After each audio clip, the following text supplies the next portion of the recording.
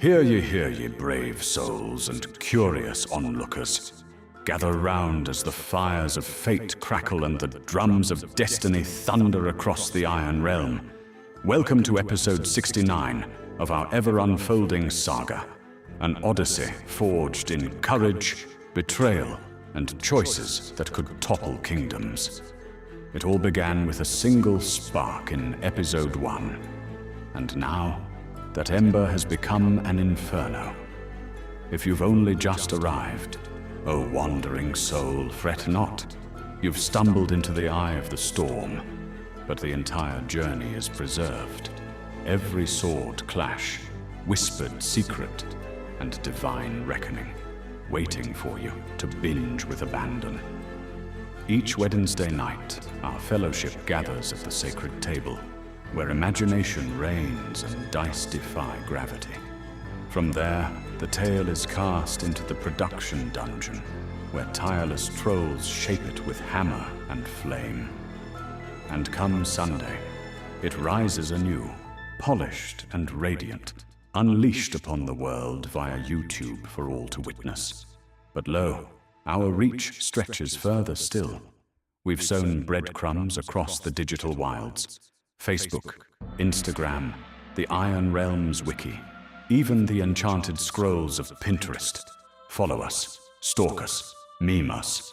We revel in it all.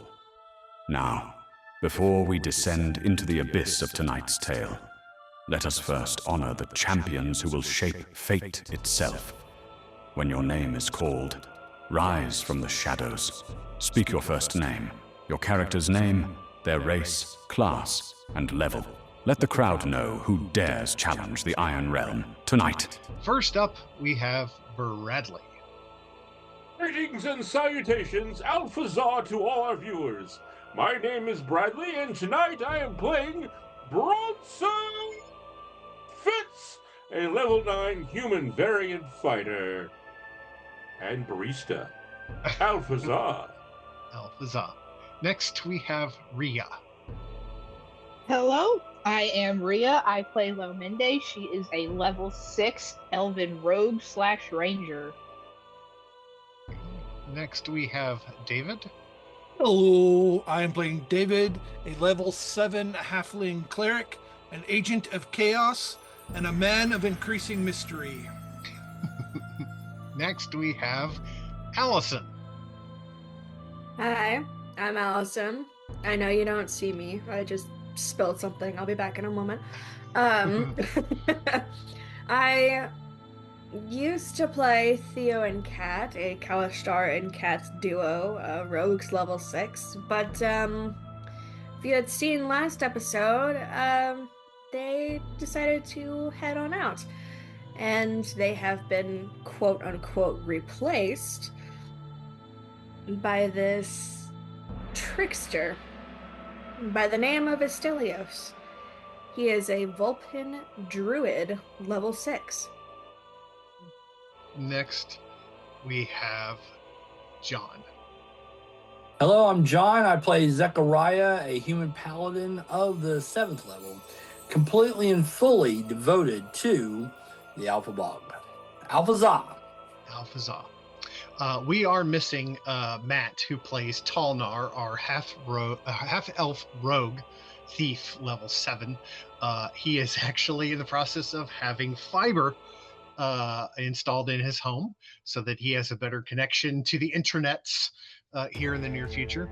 And Lisa, who plays Aaron Stonefell, our elf paladin / wizard of the True Bog,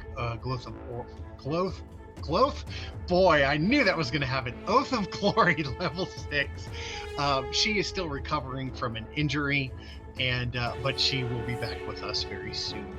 And last but not least, I'm Chris. I'm your humble dungeon master, your narrator, your tormentor, your guide through chaos and wonder. Steel your hearts, ready your spells, and let the story unfold. Previously in the Iron Realm. Title: A Vulpine in Vulpine Clothing. In episode 68, to the party's surprise, the Saltine Keg Tavern is open and thriving once again. Inside, they reunite with old friend Bronson Fitz, who explains his dramatic escape from petrification and return via magical means. The group catches up over a hearty meal, learning about recent events in the realm, sharing stories from their time apart, and mourning the departure of Theo and Kat, who leave behind a generous gift of gold and healing gumdrops before heading back to their noble family. A smooth-talking anthropomorphic fox, known as Estelios, attempts to swipe the gifted pouches from the table. Zechariah, ever vigilant, catches the thief in the act and grabs him by the neck, demanding the items back. Tension rises quickly as the confident Vulpin threatens to put the paladin to sleep.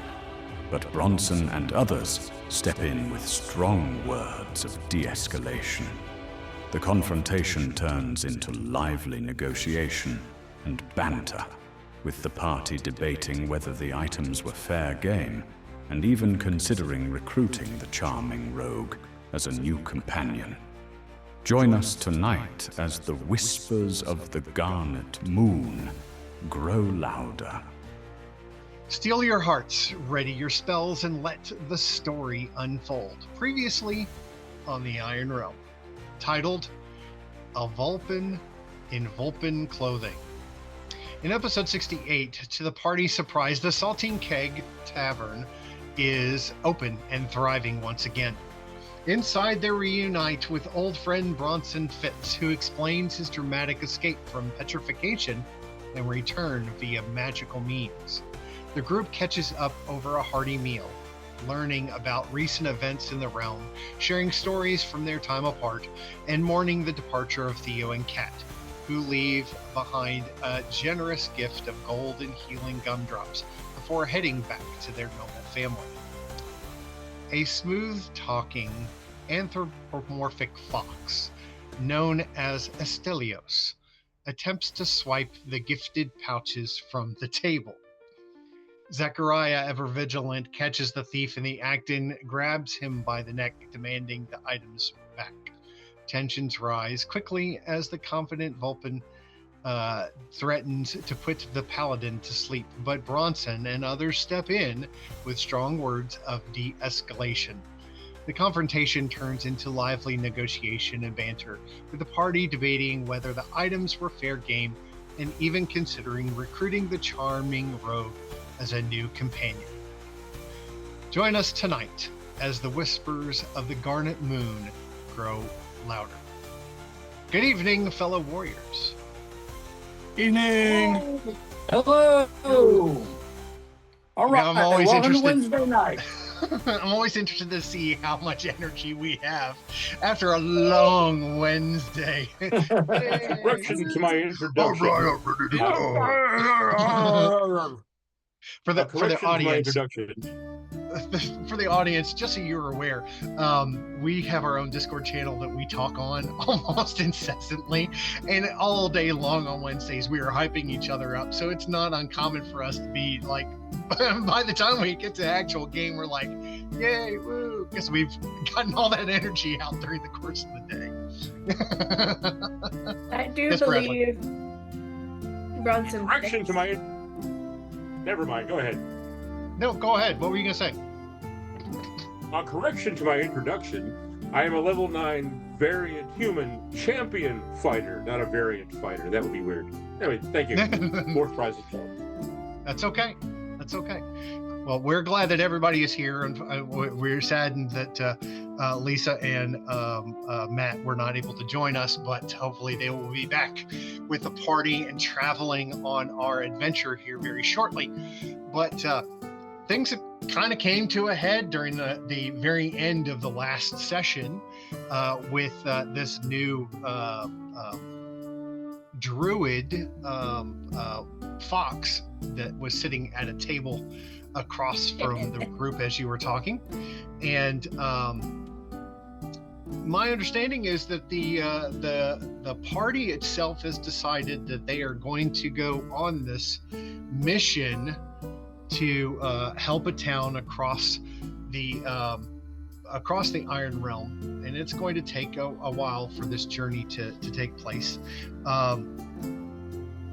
Has the party decided whether our new friend is going to join the group? That's friend in quotations. If you hadn't seen that. Yes, friend in If quotations. you didn't see the whole confrontation last time, that was nuts.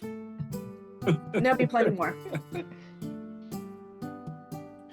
Zachariah will have none of it.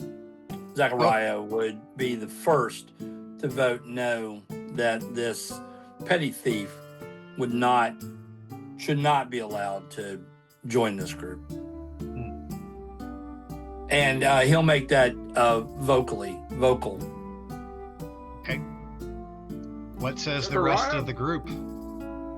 As a fellow member of the Alpha Males, I say you're a putz. This is obviously a valuable asset to the group. They know the area. I say let bygones be bygones. Let's overlook this little indiscretion and move on with triumph and valor and Alpha spirit. Since I was right there the entire time that was happening, I'm gonna go ahead and say, well, in all fairness, you guys were pretty willing to trust me and Aaron when we came out of nowhere and you had zero idea what our motives were, and your reasoning was basically we need the manpower, and if we just lost Theo and Kat and Kingfisher Blue, I mean, granted, Bronson's come in, and listen, I don't get along with this guy either. We all have our problems. But if this situation is as dire as we think it is, if somebody was willing to send that message all the way over here, I think we kind of need to hedge our bets and bring this guy along if he's willing, because I don't think we have the luxury of skimping out on manpower, all things considered. Zachariah looks to Q. Q is distracted. He is flipping through scrolls of messages that seem to have appeared out of nowhere. He looks up, sort of nods absently, shrugs, and goes back to his messages. See? The little Candyman agrees. The little Candyman wasn't paying attention.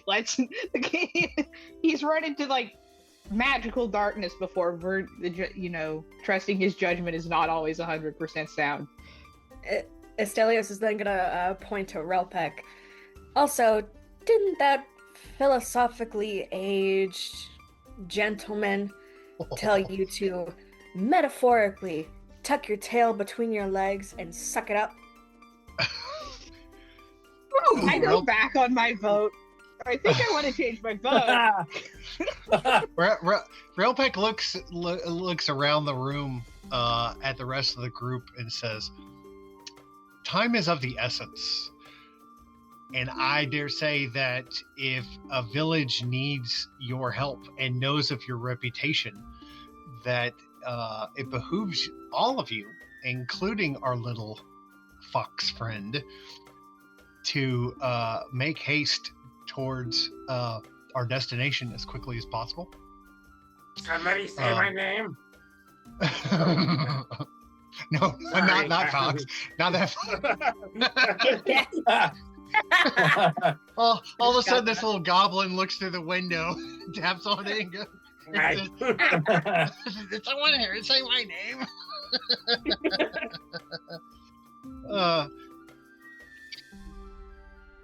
But Relpek is really interested in going on this journey, and makes it well known that he wants to be a part of this group in your travels. But Relpek, you just got home. But as you know, there was nothing in my home, nothing for people to steal, so I'm good with leaving again. His Majesty will understand, and afford me some time to be in the great outdoors. To It's true. You didn't even to- have a decent coffee mug available. But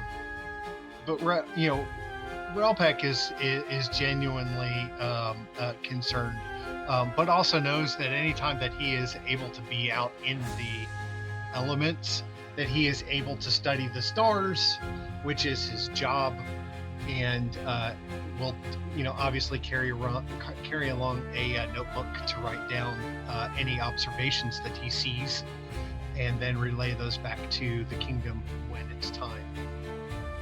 So, Todd, realizing you don't have, all our cut of the profits on hand, what can you spare the party to take with us as far as provisions and coin? he looks at you and says that the treasury is quite large and has been invested not only in the upkeep of the Saltine Keg, but also a modest fortification that now houses the treasury for the Saltine Keg and this group. He says that he did not want to put it into a bank because the banks are owned and operated by the kingdom itself, and these funds are specific to our locale instead of going to the kingdom. The kingdom gets its taxes, but we have. Good. I was going to ask, are we dodging taxes? Because that's bad. But no, we are not dodging. Okay. We are not dodging taxes. No, there is a tax on our gelatinous cube that is in the kitchen. We have to pay taxes on that to keep it here, and the building upkeep and everything else. So, but yes, there is a modest sum. That belongs to your group and is housed in the treasury of the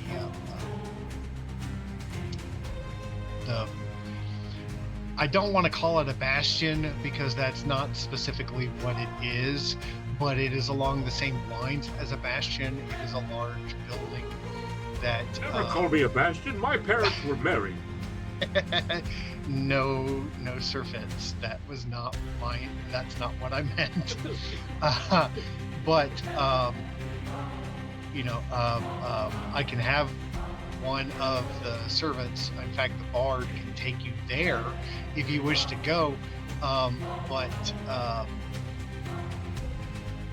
I'm sure that each of you is carrying enough on your backs that you would like to go ahead and leave some of that and keep it at the in the keep so that you can use it or have it later on.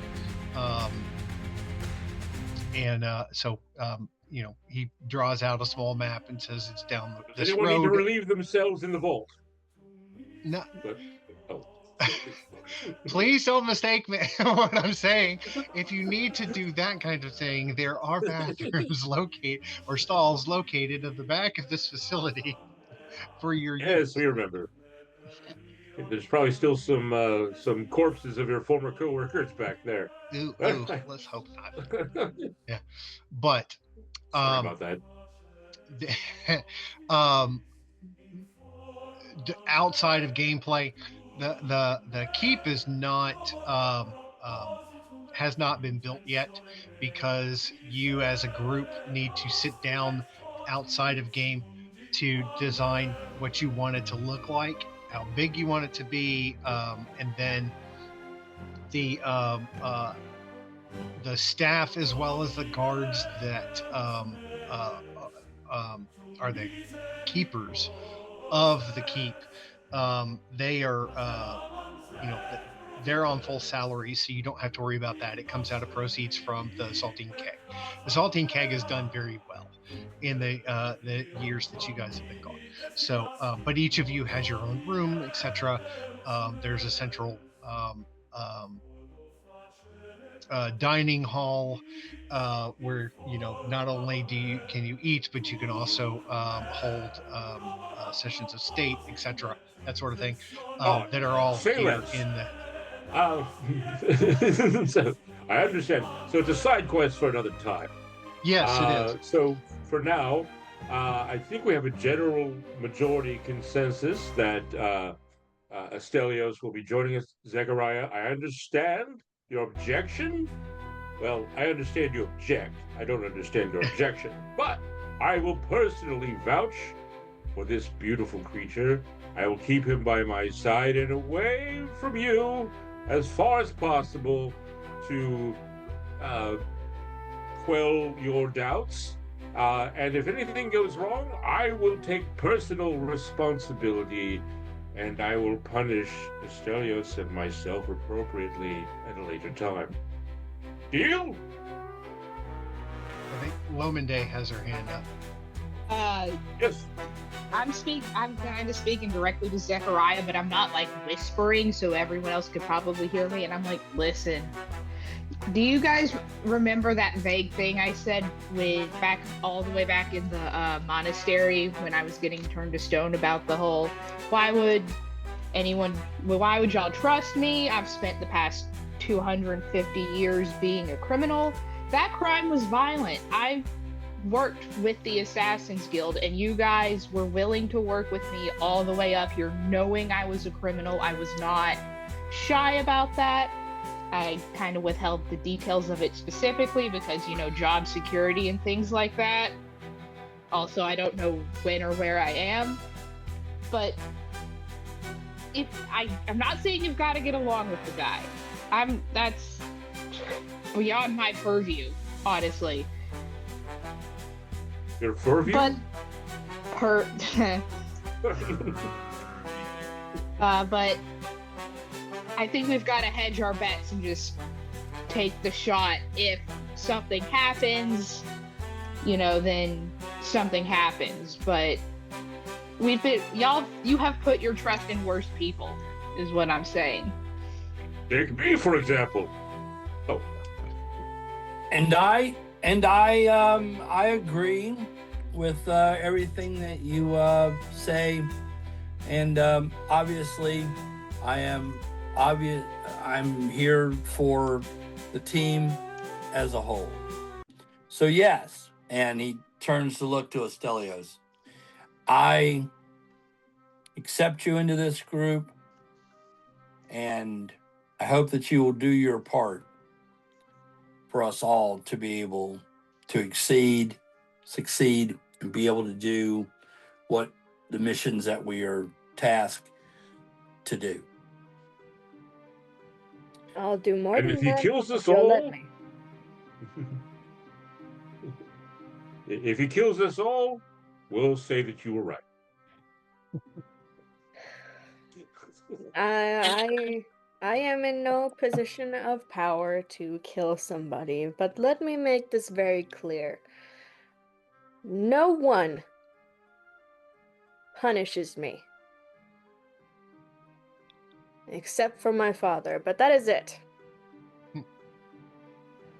You do not lay a single sword on my skin, or I will break it in half. My sword? No! We need that! Then I suggest you keep it to the enemies.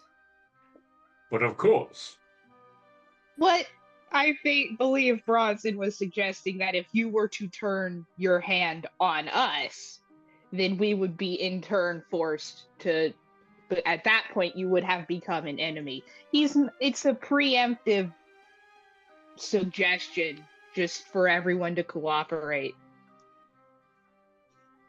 I was simply trying to placate my good friend Zechariah, and in a playful manner suggest that at some point, should you ever require or request it, then I may need to give you a spanking.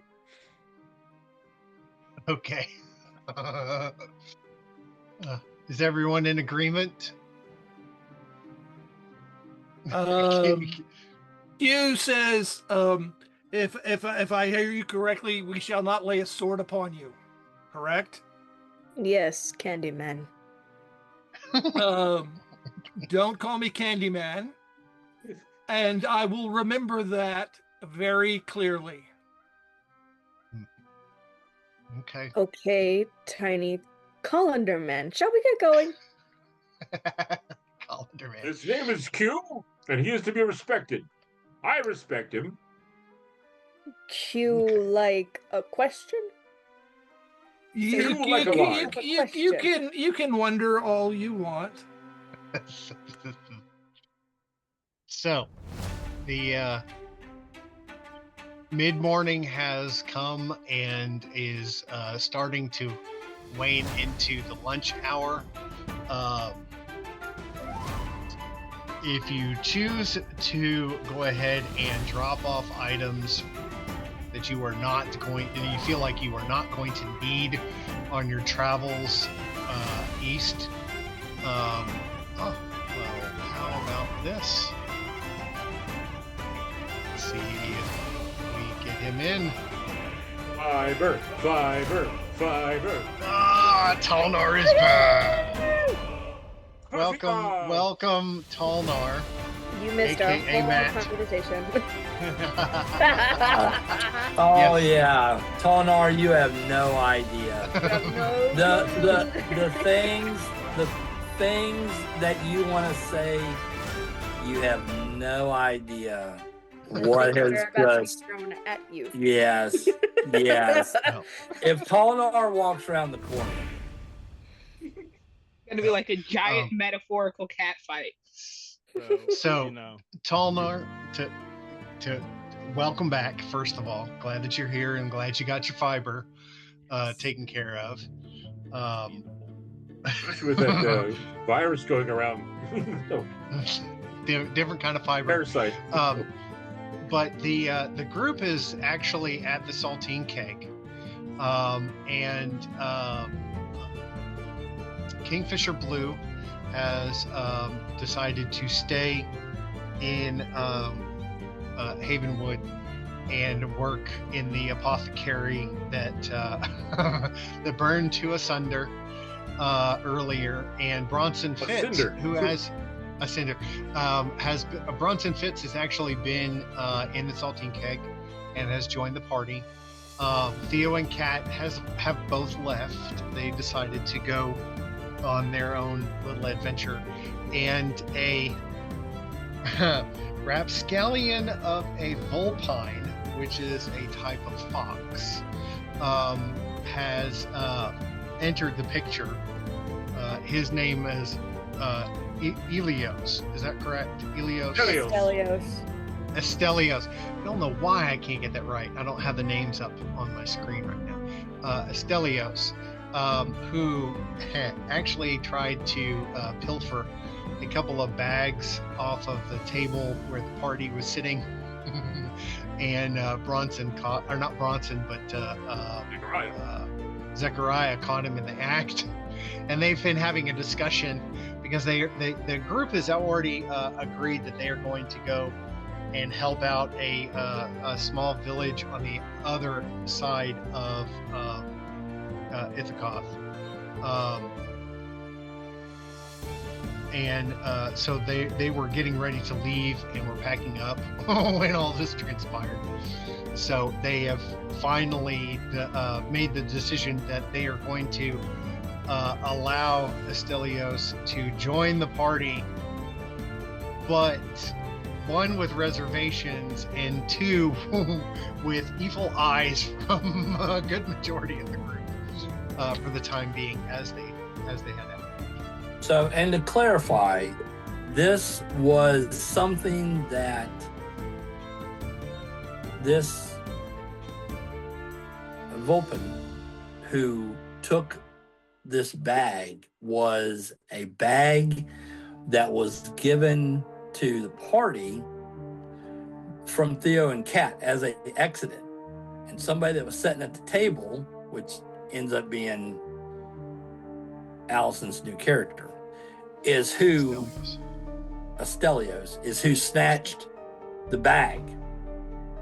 So there is a point of contention. I have been outvoted. I have been counseled by the rest of the party that to Rhea's point that I've trusted others in the past that have that could have potentially dubious backgrounds, and so Zechariah has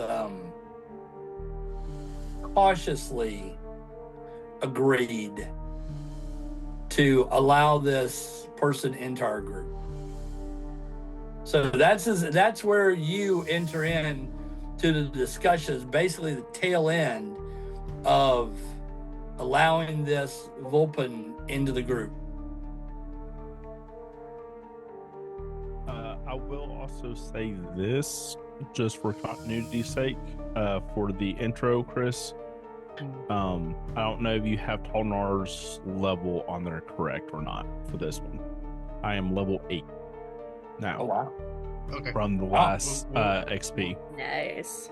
We'll get it fixed. Yes, well, Awesome. we do XP. Yeah, Alpha's on, no doubt. So, okay. So, welcome to the party. Glad that you were Welcome here. to the party, pal.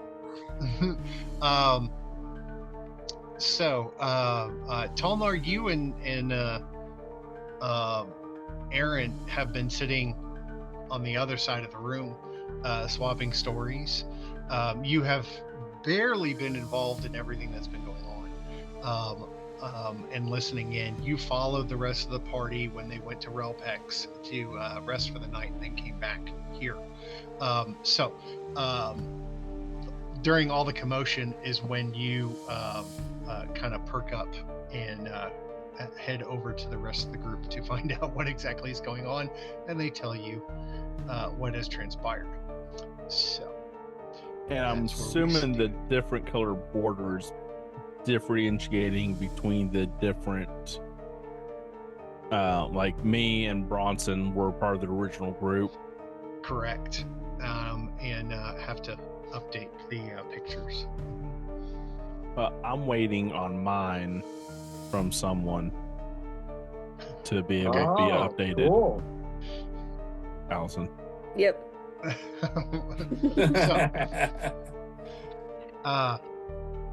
So, during everything that's going on, as things start to settle down, especially as Tolnar comes back into the group, I want to usher Relpek away from the discussion, and I would like to explain to him, I want to show him the Spirit Walker's flail. And so I was trying to search for the notes as we were doing this, but I remember when the Spirit Walker's flail broke, you said that essentially, and I'm super paraphrasing here, but there was 2 components that I needed to be able to repair fully the Spirit Walker's flail, and it was basically a spiritual side and a magical side, right? Because that's kind of like what the Spirit Walker's flail is all about. So Aaron, of course, helped with part of it to kind of repair it. We went through a whole thing about that, kind of the spiritual side, but it hasn't been able to add, I haven't been able to add back into it fully its magical properties. And part of that, again, if my explanation, if I remember what had went down, I need to find someone like a wizard or sorcerer or somebody with some magical abilities to be able to help me to fully repair the Spirit Walker's flail. Now, I don't know if you have the notes from specifically of what needed to be done. Again, I can continue to search for it, but I do pull Relpek off to the side because obviously I feel that he has some type of magical connection to the weave or as a spellcaster or something. And I basically explained to him that the Spirit Walker's flail, my main weapon, has broken. Aaron's helped me get it to a point, but to repair it fully to its full capabilities, I need some type of a magic using person to be able to finish the repairs on this. And would he be able to assist me, or would he be able to help in repairing this weapon to its full potential?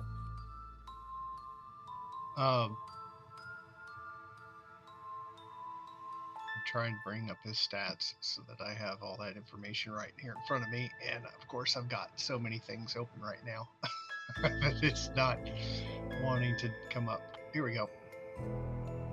And of course, it goes over everything else. Come on. Relpek, as most of you have seen at one point or another during the course of your journey back, that he is actually a pretty high level sorcerer in his own right. That being said, he doesn't use it very often because most of you have complained when he has used magic why he didn't use it more often to save not only himself but the rest of you. True. And True. But he obviously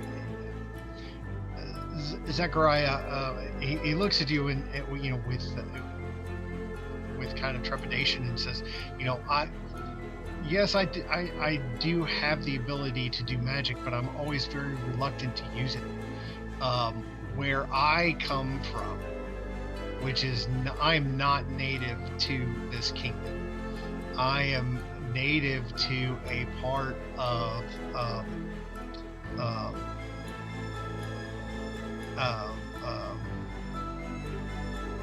one of the other kingdoms that the city that I'm from does not allow magic. It has banned magic completely.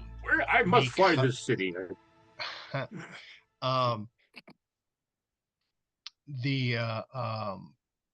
The reality is that anyone who's caught in the city using magic, when I lived in that area, was either imprisoned or put to death. And so me being here is, the traveling here was basically saving my life and my sanity, but at the same time, I am very reluctant to ever use my abilities unless I absolutely have to. Not that I don't want to help you, my friend. I do. I will be happy to look, to study, and see what I can do with your weapon. And I understand that that this weapon is precious to you. You use it almost continuously. It is a part of you. But there is a possibility that I may not be able to. I may not have the ability to go further than a certain point. So we will have to see. If you don't mind, as we travel, allowing me the opportunity when we are resting and when we are not in the middle of combat or in the middle of something, studying it with you, we can study it together and see what we can find out. Will that appease you, or are you needing this right this minute? No, that's obviously that's wonderful. I mean, it's not It's not working fully right now, and I'm interested in getting it back to its, again, full potential. And Aaron has helped to a point, but I need that magical component, that magical research, that magical knowledge to be able to finish the repair. So yes, we can take as much time as we need to do that, if you're Okay. willing to help. I will do my best, and it may take several sorcerers to do it. It may be something that is uh, either celestially bound or even godly bound, which means that it could be higher than any sorcerer that I know of. But we will do what we can. And obviously I have brothers, and I have friends that are outside of this kingdom that may be able to help us. Um, um, some that are more powerful than I am, some that aren't, but keep the archives that could help us in some small way. But we will see. We will see as we journey together. How about that? Of course, yes. Okay. So, we are coming up on 7:09. I would like to take a short break. That way, folks can pop out when they need to. But if our I don't know if I'm going to be able to get this thing to come up or not. But we are going to take a commercial break. We will be back shortly with a continuation of Whispers of the Garnet Moon.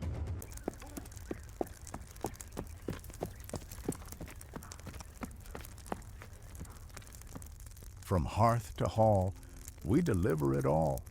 Whether you're nestled in a mossy cottage or posted at a windswept keep, the Swift Stag Courier Guild rides swift and sure across the Iron Realm, bringing the realm's finest goods straight to your door. Need a honey-glazed venison shank from the boar and bramble? Or perhaps a pouch of dream root tea from Moonshade Apothecary? Our fleet-footed couriers, some say part satyr, run, ride, and even broom their way through forest and fog to reach you.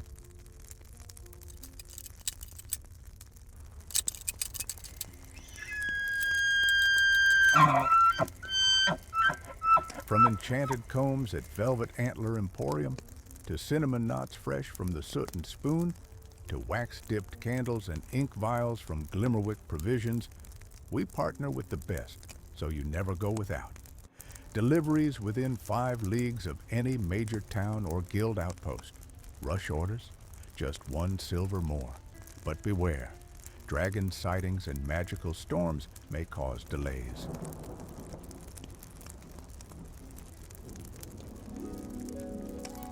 Look for the Silver Stag mid-leap, antlers trailing wind, satchel stamped with seal. That's Swift Stag, because when the realm needs a runner, we don't walk, we leap. Swift Stag Courier Guild. From hearth to hall, we deliver it all.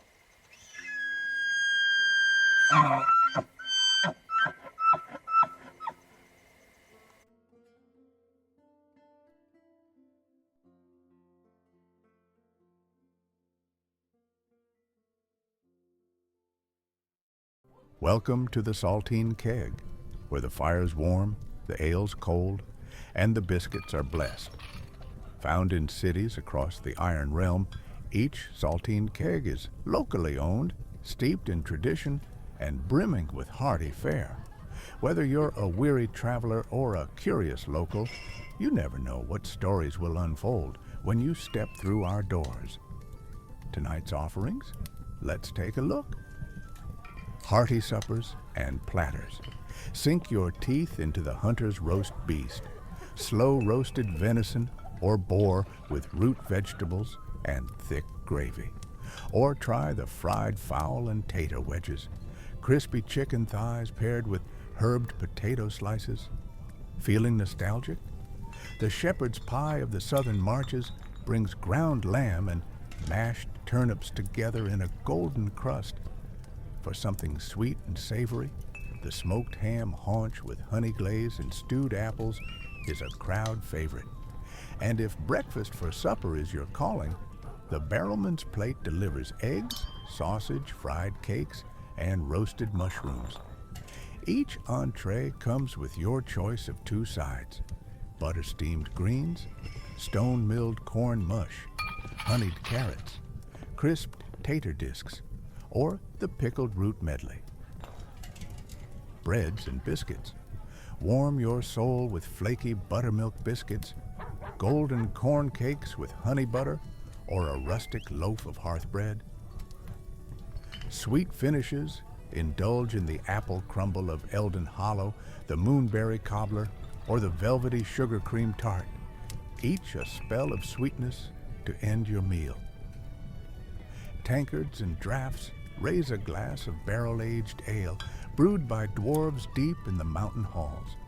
Or sip on sweet cider, goat's milk, or enchanted spring water drawn fresh from the well. The Saltine Keg, where stories simmer, laughter echoes, and every bite tastes like home. Come hungry, leave mythic.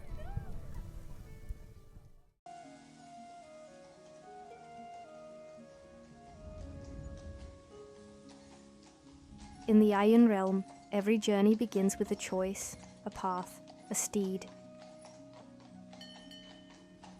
From mossy glades to gilded towers, Realm Rider Transit Guild carries you swiftly, safely, splendidly. Choose your pace, a donkey for the rugged trail, a carriage for comfort and charm, a skyborne dirigible for those who dream above the clouds. Founded by Sir Garrick of the Seven Saddles, Realm Rider blends magic and muscle, offering enchanted root stones, bonded beastmasters, and bardic entertainment for the discerning traveler. Book your passage at any Realm Rider waystone, found in taverns, guild halls, and market squares. Your route sigil will glow when your steed arrives. Realm Rider Transit Guild. From cobblestone to cloud, your journey, your steed. 6 years running, Grainsoak Ale reigns supreme in the kingdom of Ethukoth. Crafted by the Grainsoak brothers in small batches, originally served only at the Dusty Kettle Tavern in Balastar VR, now served across the realms. A wine is just a wine, but an ale is a brew. Grainsoak Ale, now served across Ethukoth and Astarag. Not sold in Aphormouth. Drink responsibly, not suitable for halflings, gnomes, or fairies. Welcome back, everybody. And so,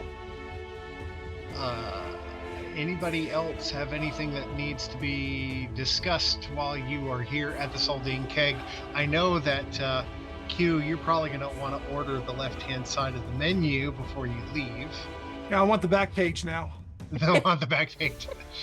With the, Back page. What is it would not be a Coca-Cola cake. What would it be? I don't even know what the dessert would be. At this point, we'd have to figure that out. But all of anyway, them. All of them. All of the sweets. So, Heck yeah. So anybody? my question, Go ahead. sorry. My only question is, did they put the amount, the funds that the original party into a bank or some sort, or did they give that Bank. to us? Yeah, you missed that part. It wasn't a bank, Yeah. but it's in a vault. Go ahead and let him know so that he is aware of what Oh exactly. yeah, okay, yeah. Todd has a structure set up to hold our It's It's a like a structured storage room. annuity. It's a yeah, structured but settlement. We need gold now. No, Right where my brain Any went to. trouble. But yeah, no there's bronze and fits. It's a 788. 877. Okay. Oh yeah, the pie that you want is a Q line pie. He's better than you chop. So yeah, basically it's a private holding vault facility that Todd has set up to avoid the government-run banks. He does, however, pay our taxes, so that's good. So if we need anything out of that vault, or if we want to put anything into that vault, we can do so now. That's Cool. Can I put 190 platinum in there? Yes, absolutely. you put whatever you don't want to carry with you can go in this keep. It's not just a vault. It's actually a small keep that not a bastion, but a keep that In the middle of our street. that Todd had commissioned to be built so that you guys would have a place when you came back, if when you came back, and the any proceeds or anything off the top from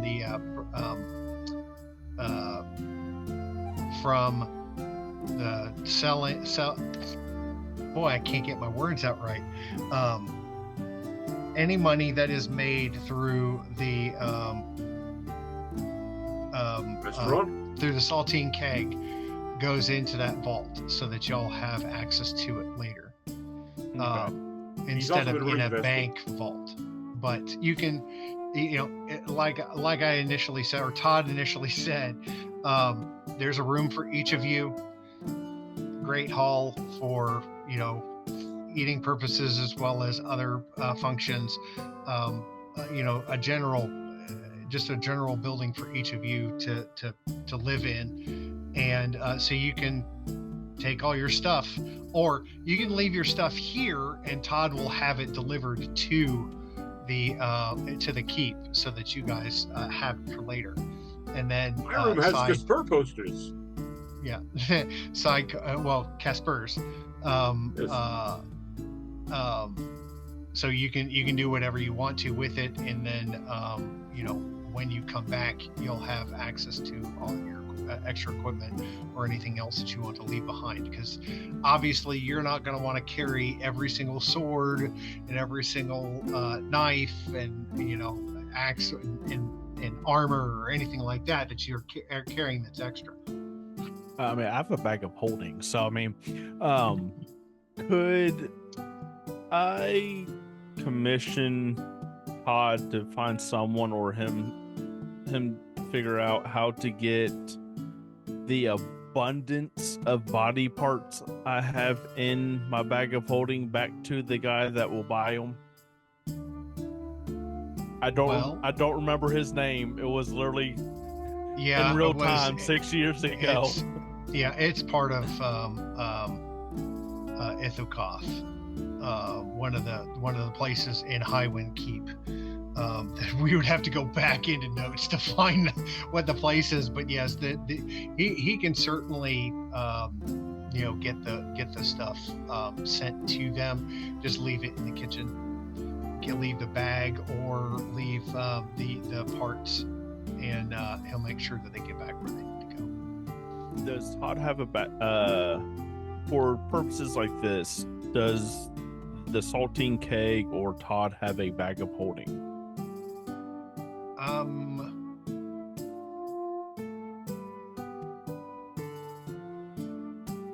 They do not. So I look over at Todd, pull out a bag with 190 platinum, hand it to him, tell him to put that into the vault, but first acquire multiple bag of holdings for delivery purposes of things that we don't need to be expired or going bad, and use those funds as part of it that I'm handing. Use that to pay for however many that we may need, and we can also start using it as a delivery service type of thing. So, Well, however, he needs he'll- to commission. Sure, he'll utilize Swift Stag to transport whatever it is from point A to point B. So, whatever you deliver here or whatever you drop off here, he'll make sure that that Swift Stag actually gets it to its final destination. Yeah, I don't want the body parts go spoiling, and Well, if they're in the bag of holding, they're gonna stay in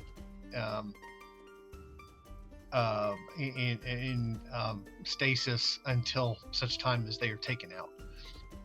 So, and I'm sure that if the stasis does not work, that all that stuff that you've collected is probably dust Rancid. or goo at this point. It is not going to stay around. is there Anyone else? Is there a way Go that ahead. I can he can acquire a bag of holding quickly in town for transporting those body parts into that, and or would I'm that sure been that something that I could have done pro haste? I would venture to say that he could get one pretty easily, and purchase it and start using it immediately. That won't be a problem. So That's what the I would be rest of spending my time.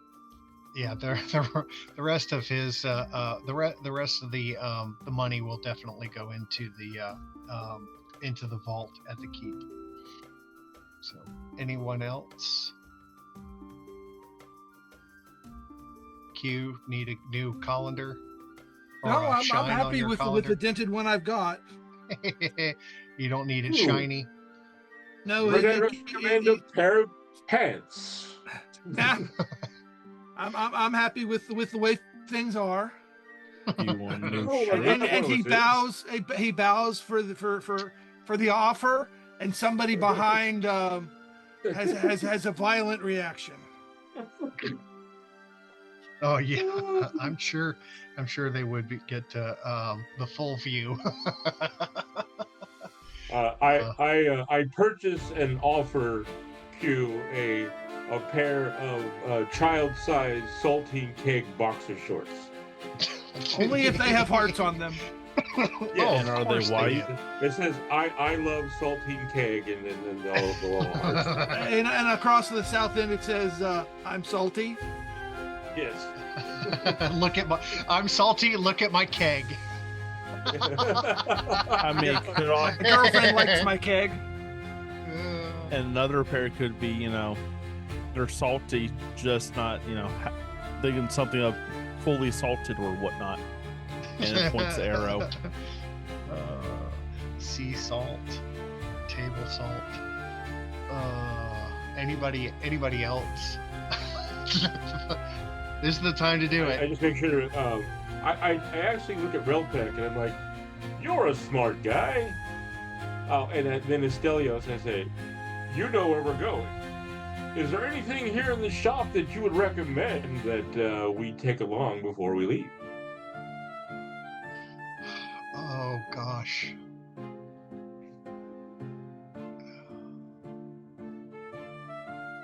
Well, Relpex.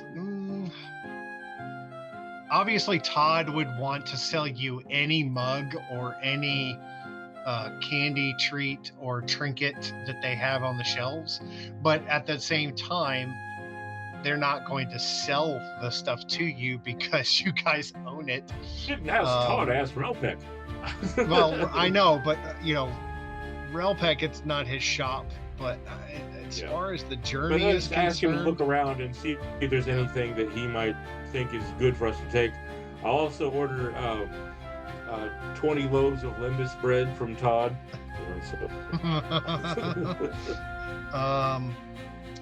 there are several magic boxes that are on a shelf that have the names of different bard groups that Relpec recognizes the bard groups. He kind of laughs and says, the kingdom actually has a competition every year, what they call a Battle of the Bards. And these different bardic groups come in and not here into the kingdom itself, into the where the king lives, and they hold a competition every year to see which bardic I was not telling. bard group is the best, and there's a big rivalry amongst the bardic groups that come in. There are 4 or 5 of them, but and he opens up one, and you hear this screeching coming from inside, and he says, "That's just one of their favorite songs." And he closes it real quickly and kind of shakes his ear a little bit to get the noise out of his ear, and opens up another one, and there's a nice little bardic group of men singing that is very reminiscent of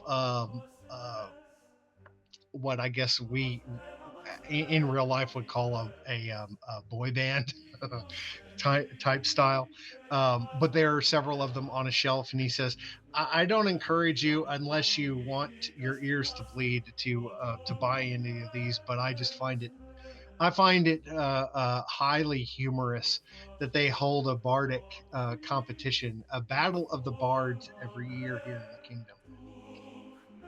I say we pick one of those to take with us, just in case we need it to influence a friend or an enemy along the way.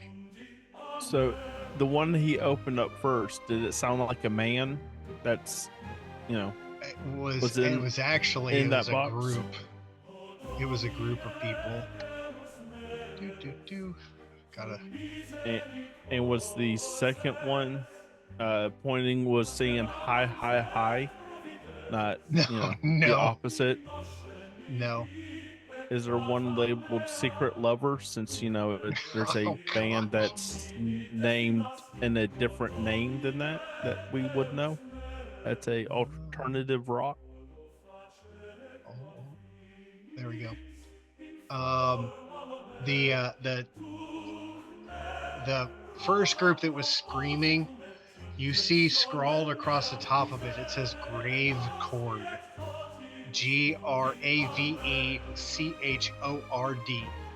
And the one that sounded more like a group of guys singing together, the name of that's written in fine scrawling lettering says Mythic Pulse.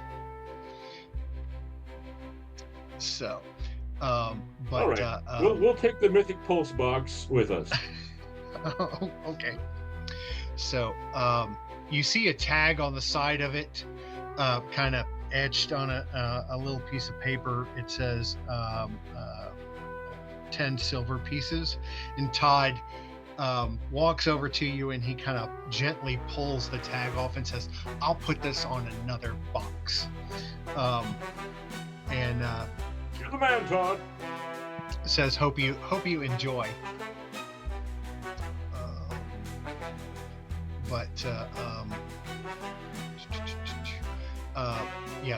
Grave Chord is also 10 silver pieces for anybody who would like to pick that one up. And it hurt and it hurt our ears. It's a little more yelling rather than everyone being in sync. So would you sure it's not desync then for the band's name? No. They are clearly called Grave Chord. You said 10 silver? 10 silver pieces, yes. But you don't have to buy it. You guys own the store. That don't mean nothing. Remember?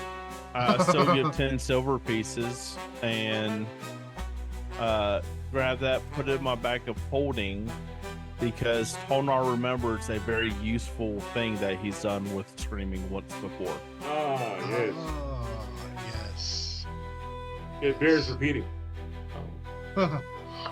It really had a good roll on it. Oh. And it just kind of had an oily sheen, didn't it? It was a greaser. It was a greaser. All right. So we've stocked up on barred boxes and supplies. I've renewed my coffee and accessories, creamer, sugar, honey. So all right, let's be off. This town needs our help. All right. And this audience is getting bored. Yes, they're ready for us to move on. All Marshall right. breaks the fourth wall. And this audience is getting bored. We break the fourth wall every time we look in the camera. Yeah. So, is everybody else good with moving along? Yes. Good. Merrily we Yeah. roll along, roll along, roll Okay. along. So, any equipment that you leave here, Todd will ensure that it gets transported over to the keep for you, and then outside of gameplay, you guys can come up with the design of the keep itself, so that we will have it for later use. Congratulations that your group has gotten to that point after almost 4 years of playing in this particular. Well, actually, 6 playing in this particular part of the kingdom, or part of the Iron Realm. It's been a long road getting from there to From here. to here. Okay. Sorry, I opened the barred box. Okay.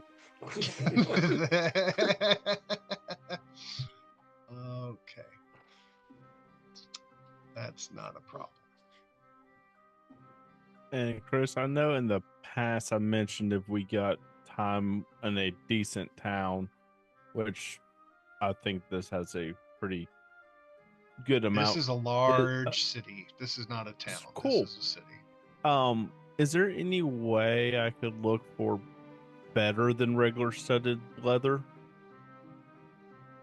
And this would be during the downtime and stuff like that. I would have done, but I wasn't physically here. Yeah. If I can get my... Really? You're really going to do that? Computers. Yes. Yep. Yes, it is. Yes, it is. Come on. There you go. I mean, you can show us everything. That'd be fine. So, places in the immediate vicinity. We won't go to those individual stores unless you absolutely want to. We'll use Theater of the Mind. Craver's Cobbler repairs and trades exotic boots and footwear. Car2's Cartography, which offers old maps and star charts, many of which Relpec wrote and designed. Let's see, Graced Grain Mill. You guys have already been there. That's the Graced Dwarf Monks. Bread, dried meats, and cheeses. And biscotti. Whistling Reed Music Shop. They have flutes, lyres, drums, custom enchanted instruments, that sort of thing. Then the Cloak and Spark, which is a tailor and enchanter boutique.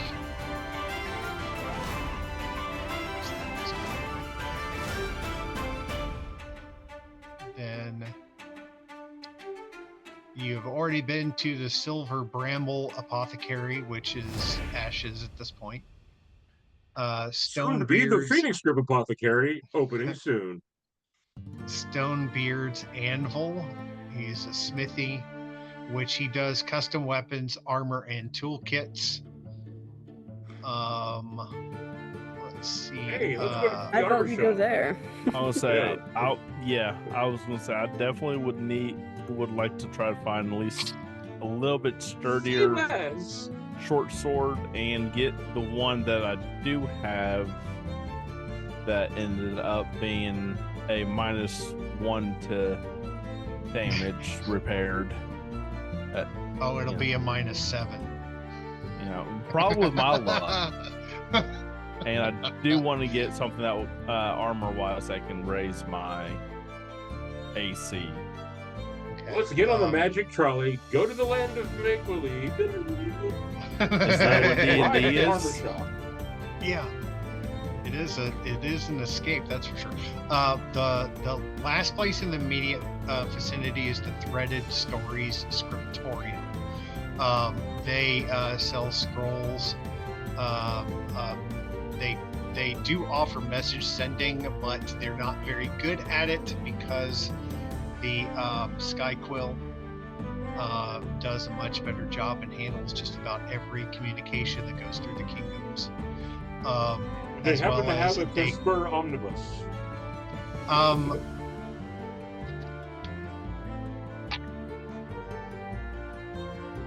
They actually do.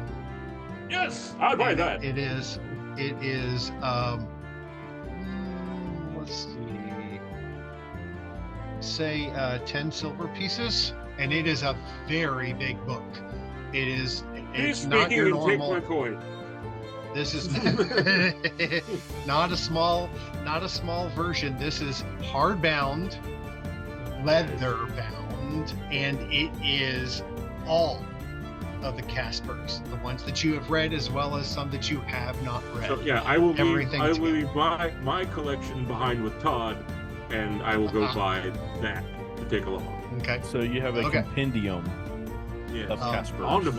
Omnibus. Yes. The Threaded Story Scriptorium also offers story recording.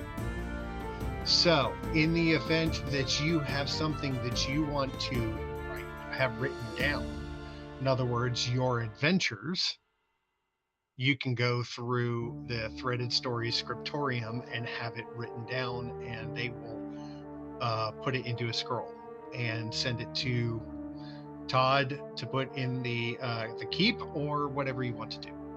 So, and we have it recorded and read by Sir Geoffrey Hayes.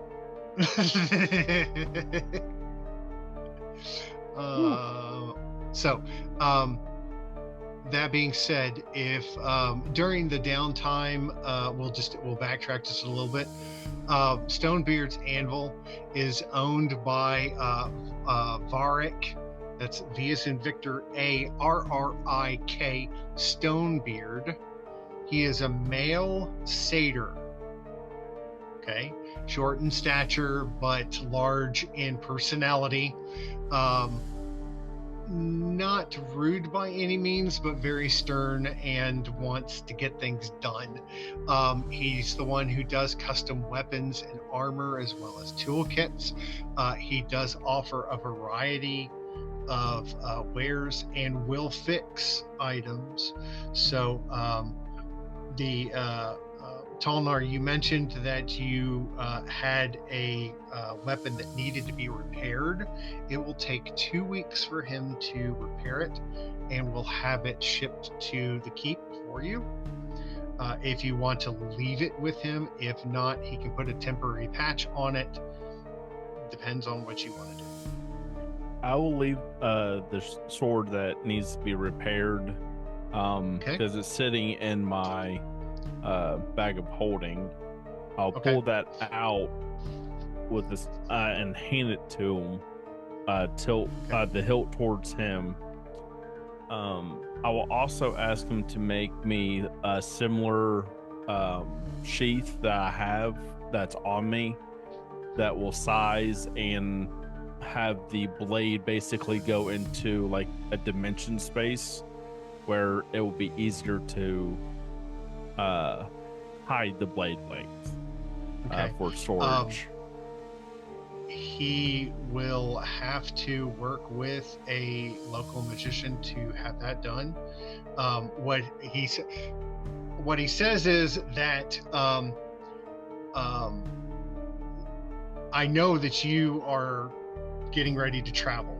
That's very obvious by your demeanor as well as the rest of your group. being here as well. What I will do is I will send the invoice for the completed work along with the completed work to the Saltine Keg and have them house it for you, and they can pay for it, and then you can pay them when you get back. We'll save you a lot of headache and me sending you sky quills every couple of days with a new invoice and saying you're delinquent on your account, because I know that Todd will get it handled for you. And we'd like to talk to you about your car's extended warranty. The carts. your cart. I also am going to ask him if he has possibly a +1 short sword.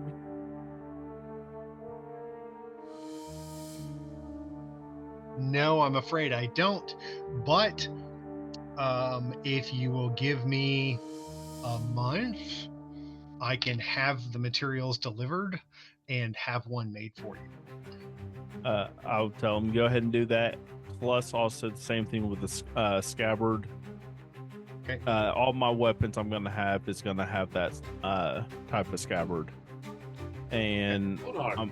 Ask him about the armor. Ask him about the armor. And that's going to be my next thing. Do you have a at least a +1 studded leather armor?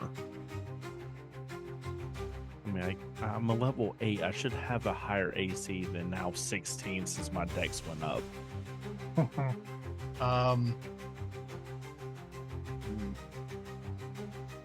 Or have it somehow delivered to me. I have a set of armor. How I managed to get it, I do not know. But it is black studded armor, and I have had to repair several places where arrows were apparently shot into it. I have no clue. I have no clue how I managed to get this armor. I know how. But it is yours. I do, like I said, I do need to repair several places where there were arrows shot into it. It looks like it may have been used for target practice at one point in time. So whether it was was actually being occupied by an individual, I don't know. There was no blood or anything. No, it wasn't. I was there. Armor. I know the armor you speak of. I've seen it with my own eyes before. But if you are interested in that armor, I'll be happy to sell it to you. Would there be any way to put an enchantment to have it where it has a piercing resistance?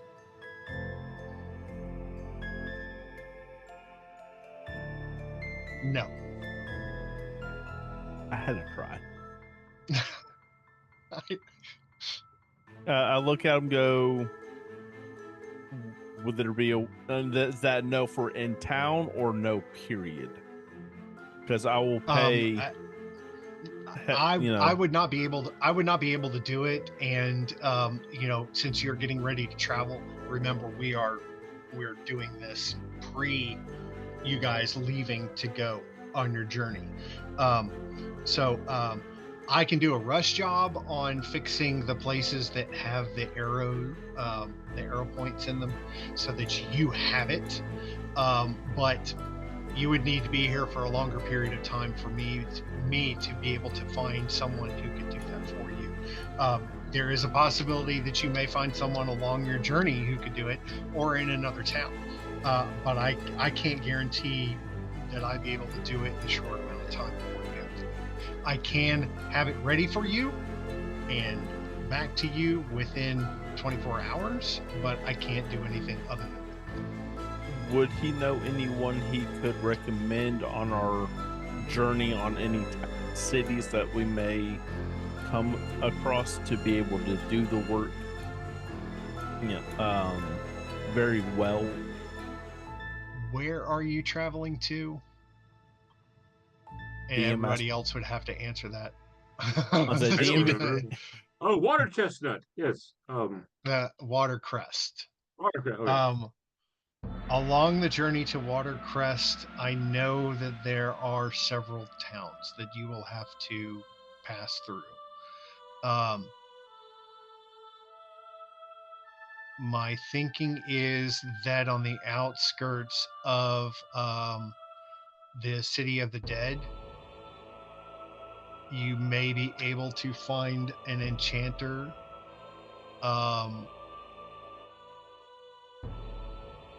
In fact, that's probably the only place that I could think of that would have the that would have the knowledge as well as the items that would be needed to do that for you.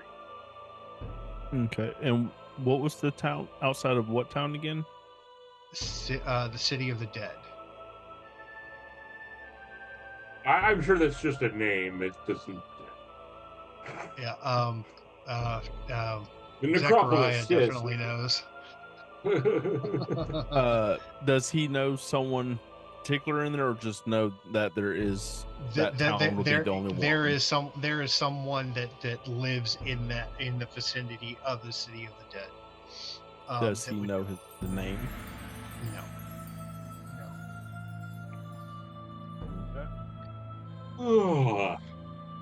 And I'll let him know. Just let Todd know to take it out of what the satchel I gave him.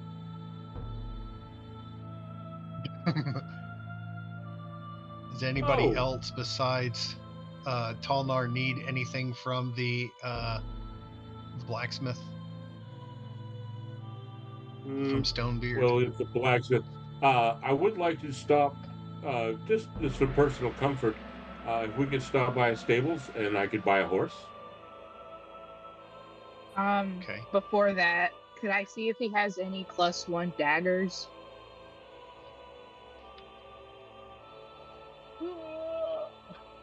And I wanted to see if you had any other weapons in stock and readily available. Oh, he's got plenty of weapons. Depends on what specifically you are looking for and what you are willing to pay for. Just a simple, light melee weapon. Melee weapon? Yeah. In melee range. All right. But on that note, I am going to go to see a man about a horse, and I will see you next week. And Bronson might want to get a gated horse if they have one. I don't care its preferences. It's all right. Well, considering the Smithy shoes horses all the time, he does have several that are there. Oh, good. There are. I'll send you the information offline, Bronson, so that you have that and you can purchase it. But we'll assume that there is something that you can buy. Excellent. So Just a nice, you'll have your horse. A nice, sturdy, hardy chestnut would be fine. Yeah. Right. Okay. A gated horse will have a smoother ride. Yes. Yeah. I don't care if it's gated or bi or straight. It's fine. But it's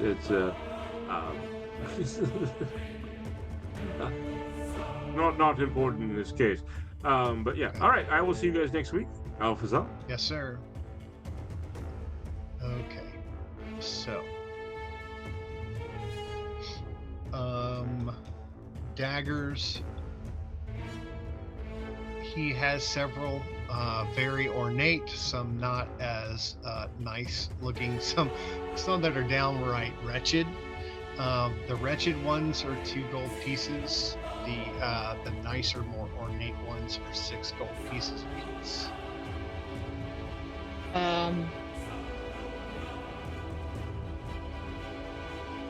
I can take 2 of the nice daggers. Could I exchange my regular ones? Sure, you're more than welcome to. 2 of them would equal 4 gold pieces. Okay, so I'd only have to pay 2 for 2 of the Yes. nice daggers. Okay, I'll go ahead and do When you say that. nice daggers, are they, just ornately designed, or is there a bonus to Each these? of them are +1 daggers, and they have an opal inlay and silver grip. So they are nice. They're not. I mean, they're not cheap by any means, but then they're +1 apiece. So Nice. okay. Okay, And so let's see. Go ahead. okay, so before I click the buttons on my adjust the coin tab, so if I trade my regular daggers in, I'd only have to pay 2 gold. 2 of your daggers that are 2 gold apiece. That's 4 gold. So you would pay for 1 dagger, 1 + 1 dagger. You would pay 2 gold pieces. The other one you'd pay 6 gold pieces by itself. So if you're purchasing 2 daggers, okay, they are 6 gold pieces apiece. If you're selling 2 regular daggers, they're 2 gold pieces apiece. So you knock off 4 for 1 dagger. So you'd only pay 2. So you're paying 8 gold pieces total. That is fine with me. Haggle. Okay. Haggle. Oh, can I try to haggle? Listen. You're more than welcome. Persuasion check, please. I mean, role play. Have fun yeah. with it. I would. Go for it. I've never done this. Okay. It's okay. Persuasion check. would you try not in real life? Yeah, I would. Okay, persuasion. There's my modifier on that. Stelios, I'm getting to you in a minute. 15 plus 3 is 18. He goes, you strike a hard bargain. I can do 6 total. 6 gold pieces total. Oh yeah. Is that with the trade-in or without? That's with the trade-in. Honestly, knocking off 2 gold is not insignificant. I mean, and I'm honestly not super pressed for money. All right. You talked me into it. 5 gold pieces, final offer. I'll take it.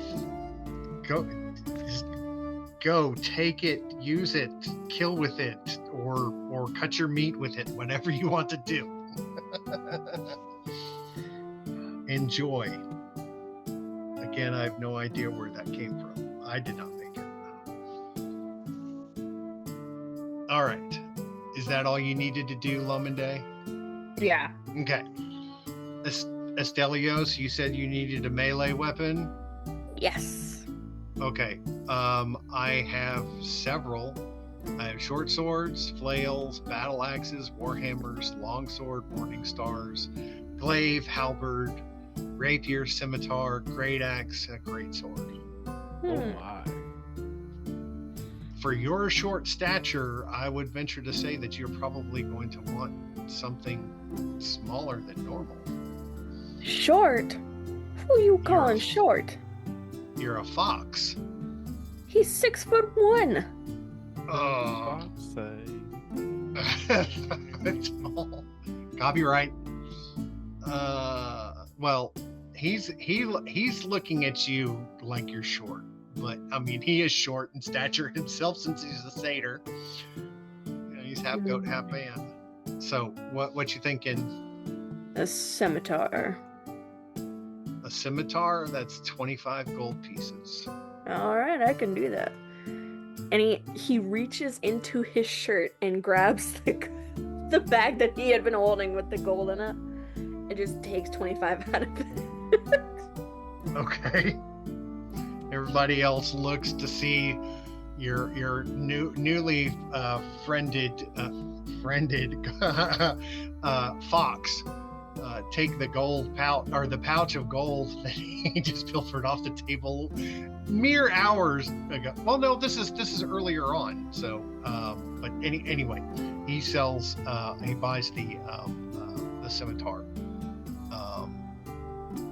and it does come with a scabbard, so that it won't cut you, and will hook to either a belt or a sash, or along your back, whatever you want to do.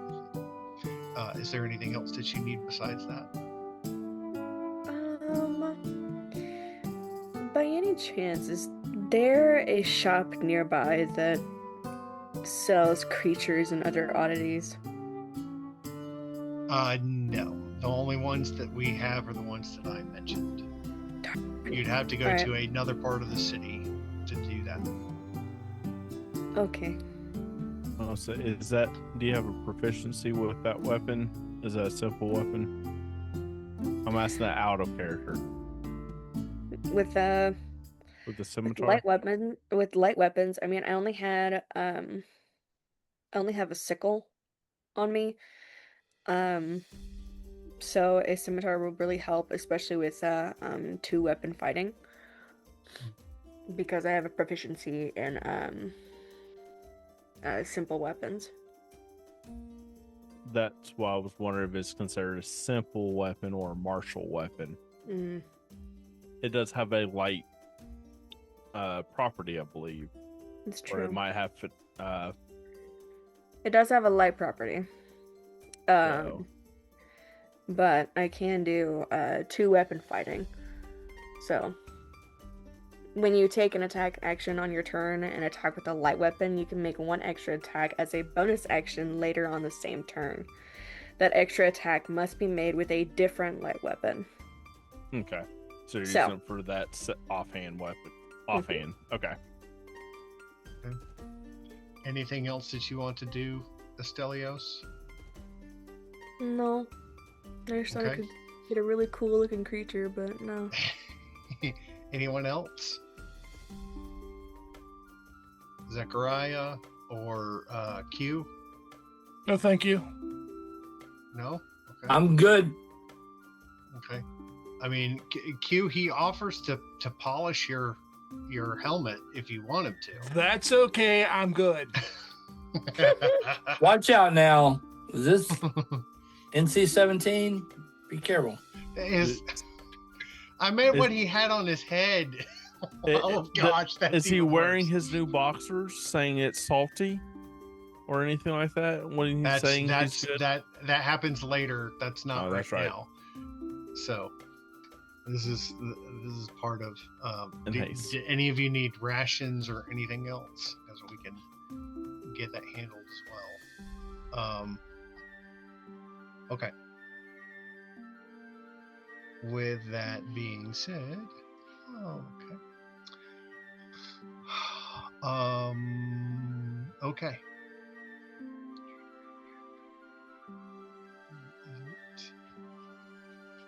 Of course, it's not where I want it to be. Okay.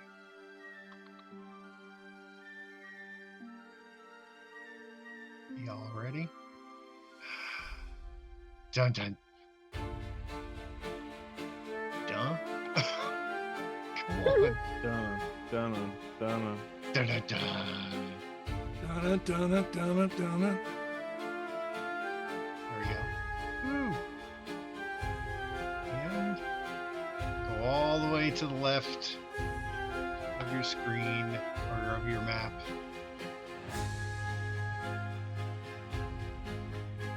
The party begins the journey towards Watercrest. Living the town of Havenwood is not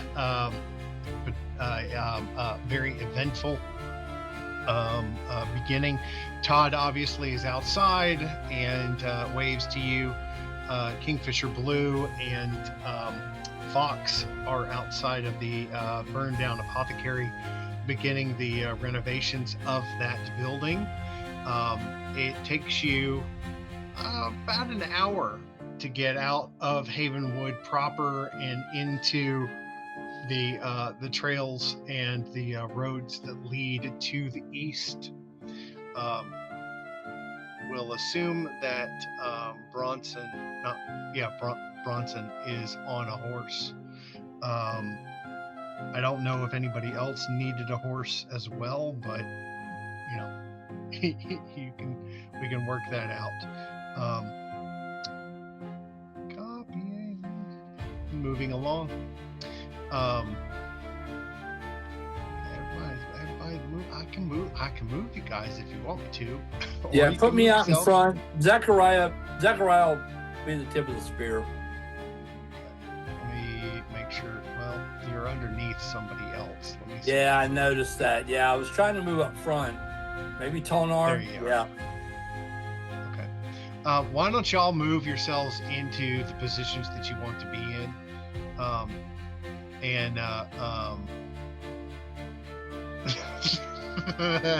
There goes Q, moving on his own.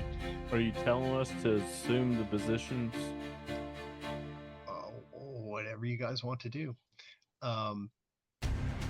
So Aaron and Frost will be together in the movement. So, in fact, and two being, I don't want to do it. So she is.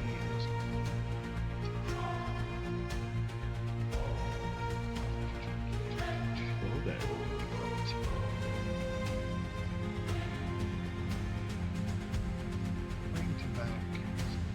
There we go. So they're together.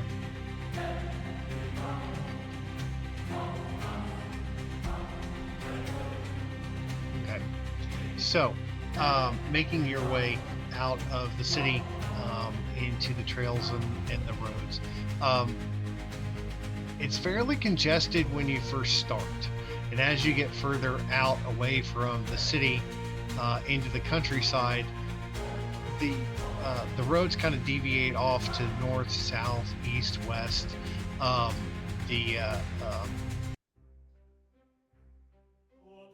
Relpeg kind of knows the way where he's going, but Zechariah, you would also know as well, since you have traveled through this area before, making your way, and having been a part of a standing army that moved through the kingdom, you would know your way. Traveling is quiet, peaceful. You're able to talk to each other, to enjoy each other's company, get to know each other. Some of you know folks better than others.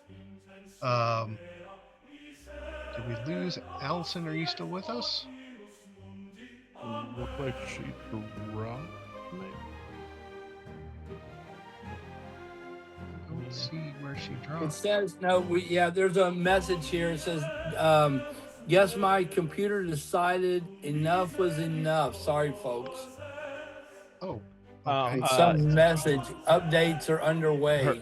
Her computer went auto update. Yep, she's done. Okay. So, as I said, things are uneventful for a period of time. It takes several hours.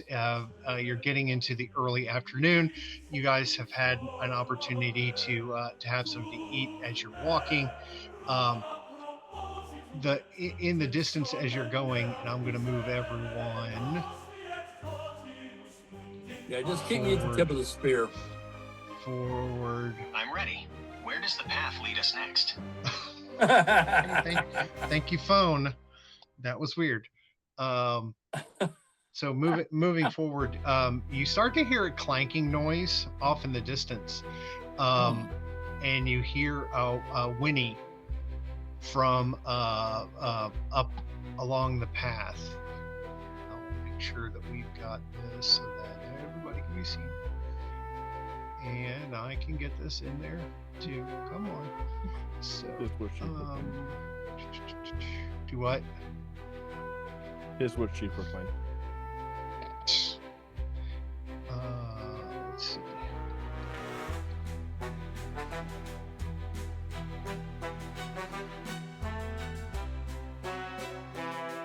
Really?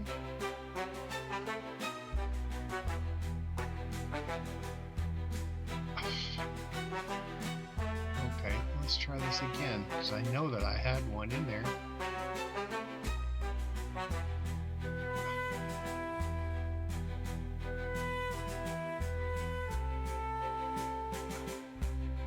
Of course, there we go.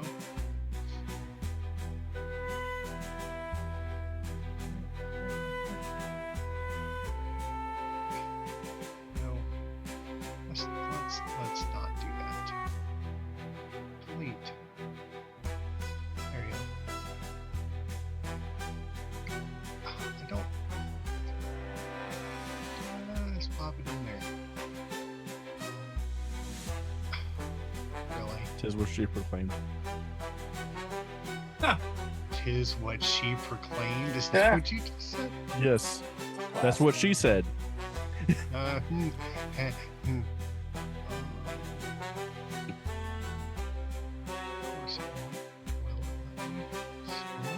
There we go. There we go.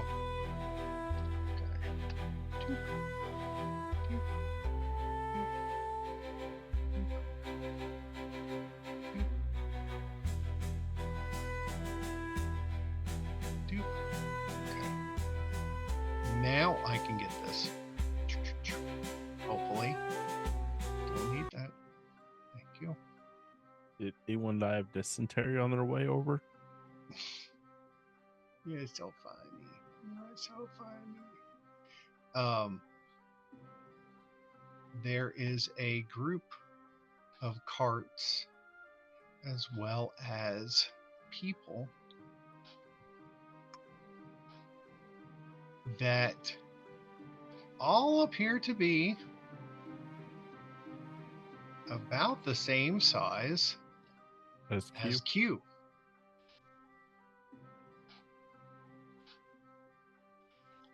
There are children running around as well as young and older folks.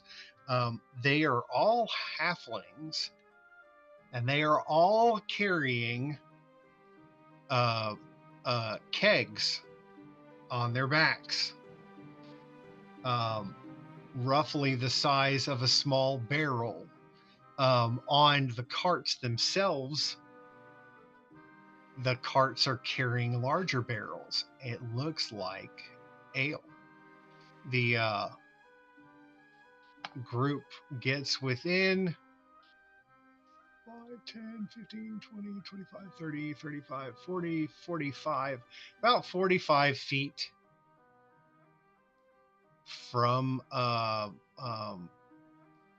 Zechariah. And the lead, really, the lead woman raises her hand, and the whole caravan stops. And she says, "Ho there, travelers. The road's been kind today. Care to share a drink before the next bend?" And that's where we're leaving it tonight. Oh. Wow. Gotta leave you on a hook. Gotta leave you All on a right. Okay. hook. So sometimes you have to have a little bit of that interaction there at the beginning to get to this point. But Sure. we begin the journey next week with episode 70. And as always, we want to thank our audience for being a part of our journey as we continue through the Whispers of the Garnet and Moon campaign. We have just begun and started scraping that surface. Who knows what's around the bend, whether this is a good omen or a bad omen. We shall see. Until we meet again, we wish you all well. We wish Bradley a happy 55th birthday tomorrow. And we also want to congratulate our party member, John, who got married here, last week? Is that right? The 3rd. Yep. Coming up The 3rd. on 2 weeks this Friday. Yeah. Yep. So 2 weeks. just 2 weeks this Friday. And she hasn't left yet. So pretty cool. We wish you all the best. And to our audience, we will see you next week. Until then, through the jagged peaks, the cold winds bite. A lone shadow moves in the pale moonlight. A sword at her side, a map in her hand, chasing whispers of a far-off land. Oh, the Iron Realm calls her name, through fire, through frost, through glory, through shame, with treasure ahead and monsters behind. She walks a path where fate is blind. The rivers roar, the waters freeze. Her steps are slow through the blackened trees. In the forest clutch, the wolves do cry, but the fire in her heart will not die.